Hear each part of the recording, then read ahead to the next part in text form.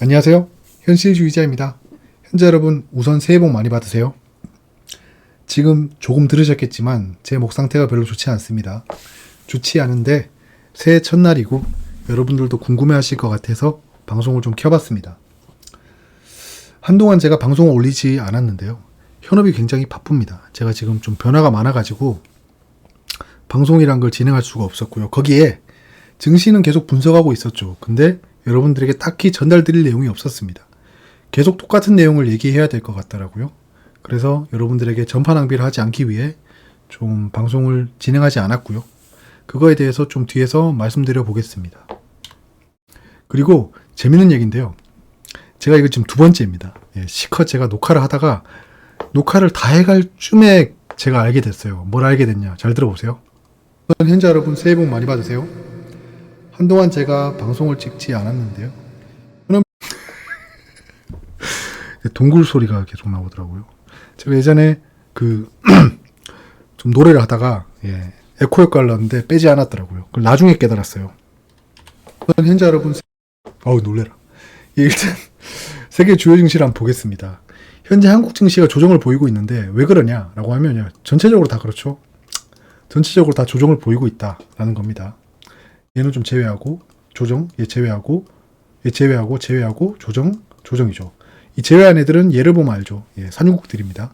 산유국들은 유가가 상승하고 있기 때문에 나름 나쁘지 않습니다. 근데 경기 침체가 온다고 하는데 지금 금값은 폭등하고 있지 않죠. 전반적으로 좀 침체가 예상은 되나 현재 약간 뜨뜨미지근한 상태입니다. 자, 그럼 한국 증시를 볼까요? 보시면 박스권에 갇혀 있습니다. 정확히 박스권에 갇혀 있다. 박스권에 갇혀 있으나 여기서 볼 수 있는 것들이 있죠.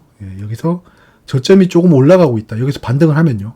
그래서 1월은 지금 시작은 좋지 않지만 여기서 약간 조정을 보이다가 상승 확률이 있습니다. 여기처럼. 단기 쌍바닥을 찍고 올라갈 확률이 굉장히 높습니다. 이걸 깨고 내려간다면 좀 다른 얘기인데 그럼 그때 가서 보겠습니다. 뭔가 새로운 파월 의장의 발언이 나왔거나 시장이 좀 더 하락해야 할 만한 이유가 나왔을 겁니다. 그때 한번 말씀드려 보겠습니다. 하지만 지금 현재는 상승 확률이 굉장히 높습니다. 여기서. 그래서 박스권에 갇혀 있고 박스권에 갇혀 있으나 저점은 올라가고 있는 상황이다. 지금 현재 시장 분위기가 어떤가요, 여러분? 한번 편하게 얘기해 보겠습니다. 저 한 번만 좀 물 좀 마실게요.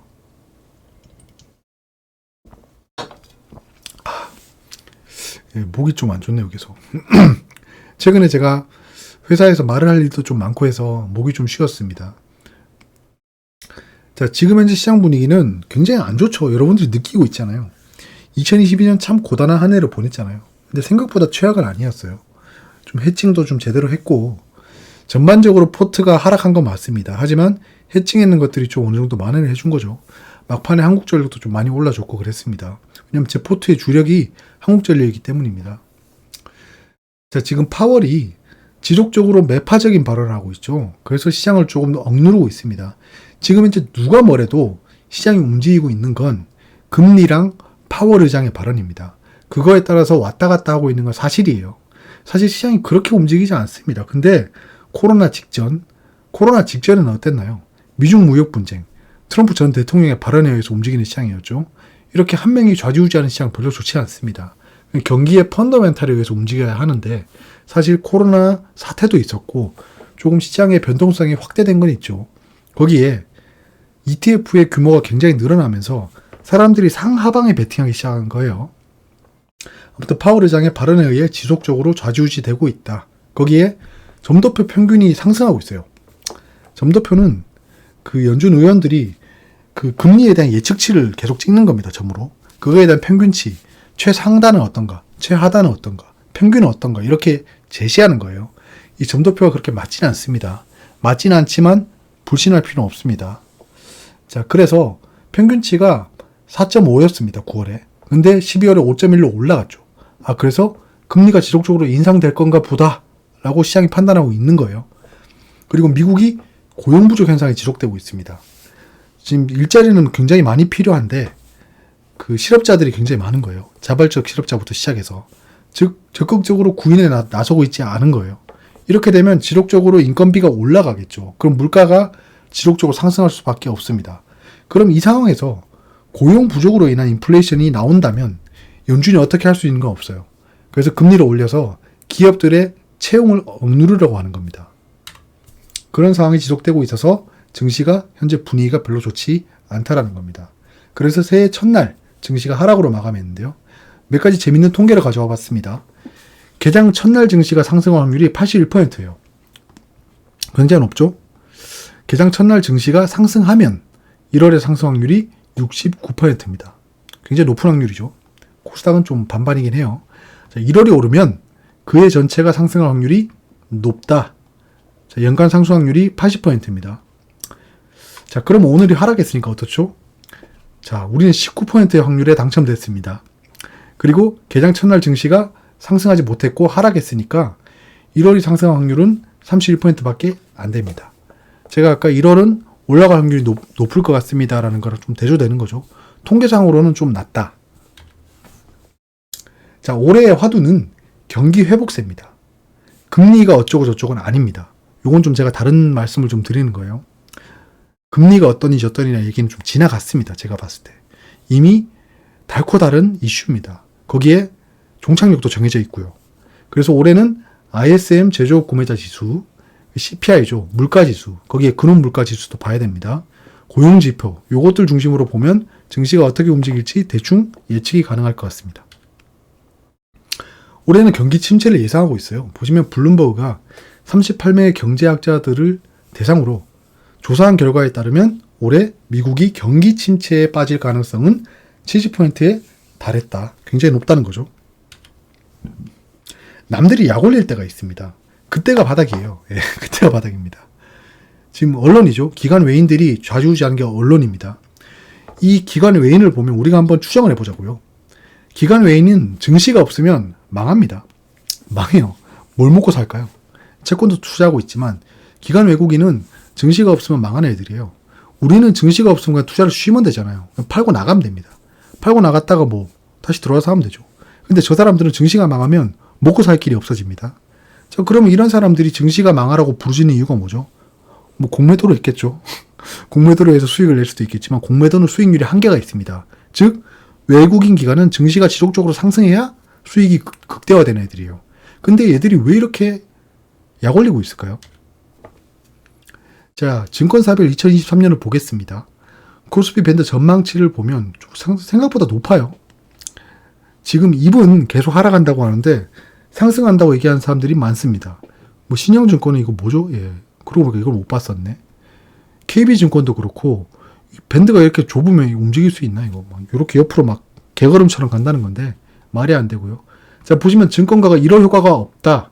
코스피가 등락을 예상한다. 증시 반짝 오르는, 반짝이라는 단어 붙여서 또 약 올리고 있죠.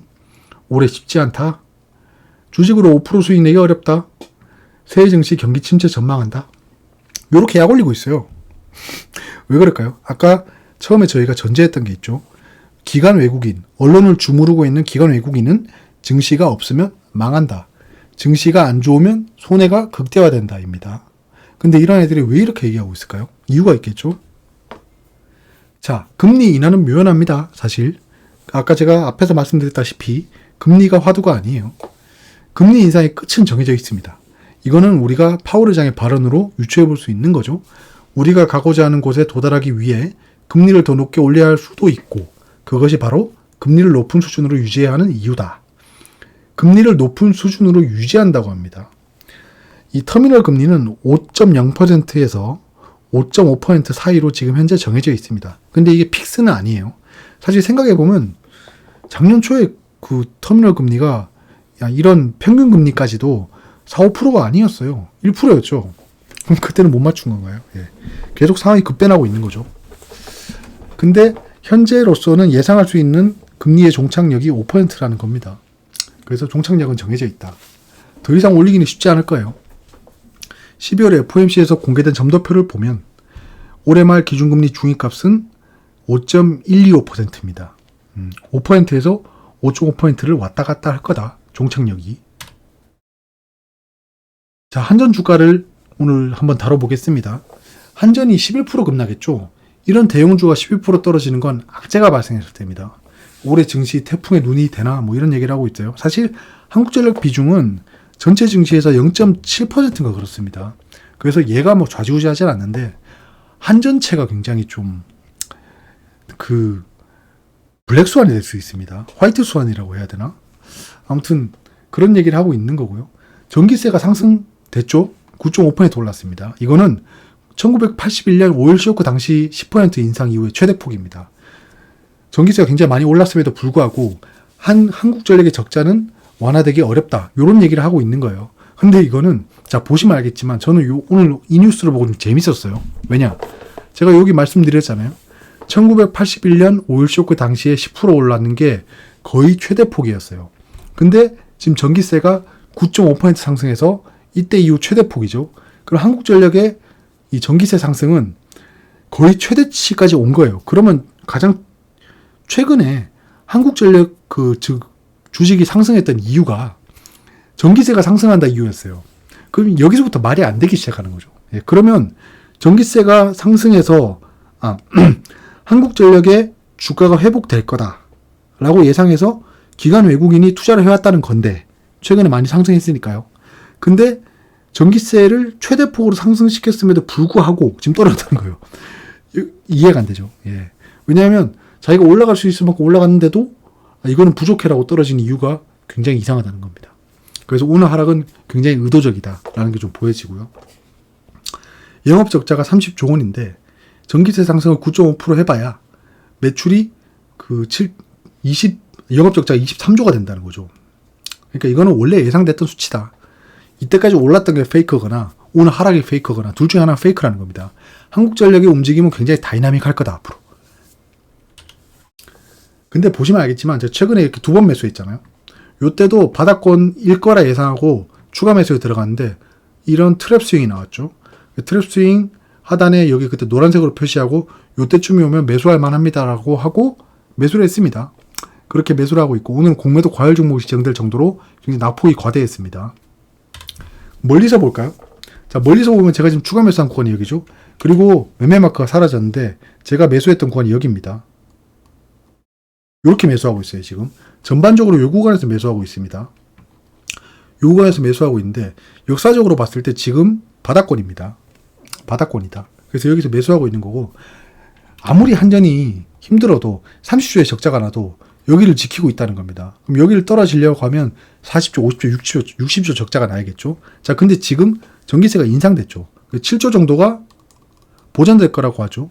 그러면 30조 적자일 때 여기 바닥을 찍고 있었는데 23조가 되면 여기를 깨고 내려갈 확률은 굉장히 낮죠. 그러니까 여기가 바닥권의 확률이 굉장히 높아졌다는 겁니다. 거기에 여기 발생하고 있는 거래량들도 바닥을 암시하는 시그널이죠.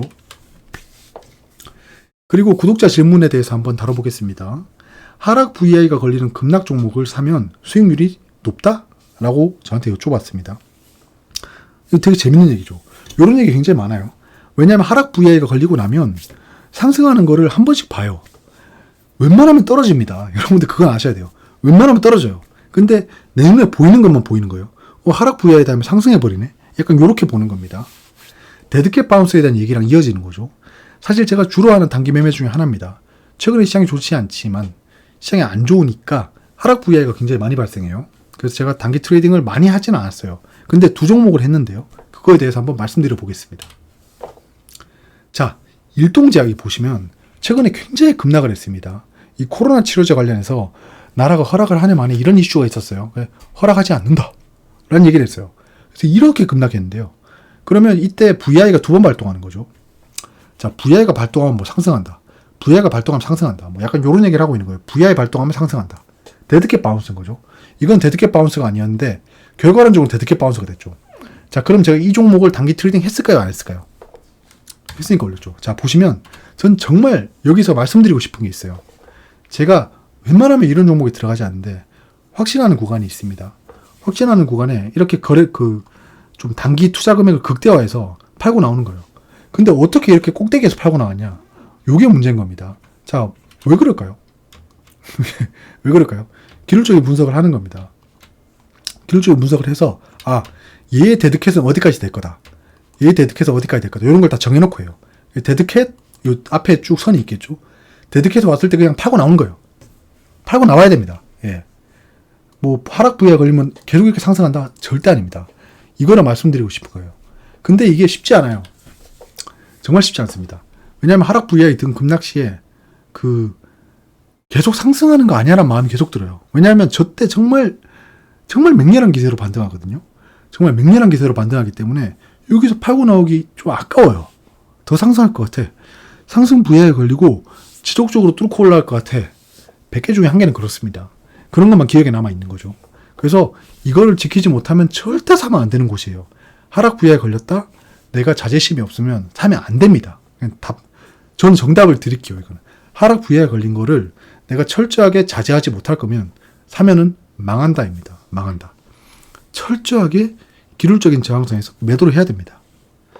기술적인 저항선까지 못 가고 떨어지는 페일러 수행이 발생한다.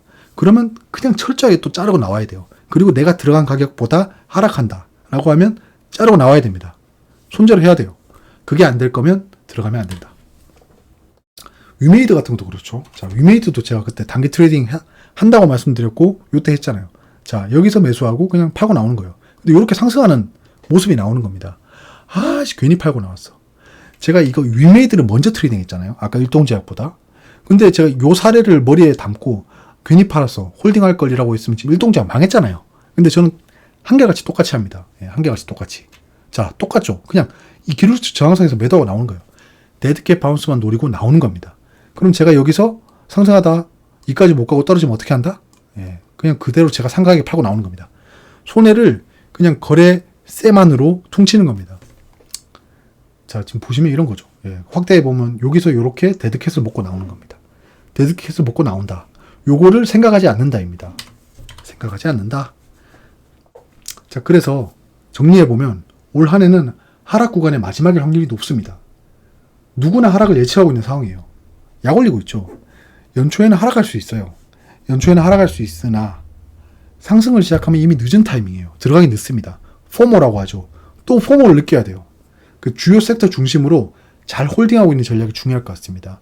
가지고 있던 현금을 투입할 시기를 잡는 게 굉장히 중요하겠죠. 주변 얘기를 신경 쓰지 마세요. 주변 얘기를 신경 쓰지 말자. 그분들은 점쟁이가 절대 아닙니다. 그분들 말이 되게 막 100% 진리가 아니에요. 주식을 안 가지고 있을 확률이 높습니다. 후이번호 계속 말씀드리잖아요. 주변에서 주식 시장 안 좋대. 주식 사면 망한대. 올해 경기 침체 온대라고 하는 사람들은 당연히 주식을 안 가지고 있겠죠. 주식을 안 가지고 있고 그 사람들은 언제든지 주식이 망해서 자기가 싸게 살 수 있기를 바라는 애들이에요. 그렇잖아요. 집값이 폭락하라고 외치는 사람들은 집이 없는 사람들입니다. 근데 딱히 또 집값이 떨어지면 사진 않아요. 주식도 똑같습니다. 저렇게 말씀하시는 분들 주식이 급락하잖아요. 코로나 때처럼 절대 안 삽니다. 그러니까 그런 사람들의 말을 들을 필요가 없다라는 겁니다. 대표적인 게 주식 관련 뉴스에서 댓글을 다는 사람들이죠. 그분들은 주식을 잘 모를 확률이 높고 주식을 안 가지고 있을 확률이 높습니다. 근데 어디서 주워드는 건 많아서 되게 그럴싸한 말을 하니까 혹하는 건데 그분들은 점쟁이가 아니기 때문에 그분들의 말에 휘둘릴 필요가 없습니다. 데이터와 추세입니다. 그냥 역사적인 경험 같은 걸 보고 판단하는 겁니다. 그러면 역으로 한번 생각을 해볼게요.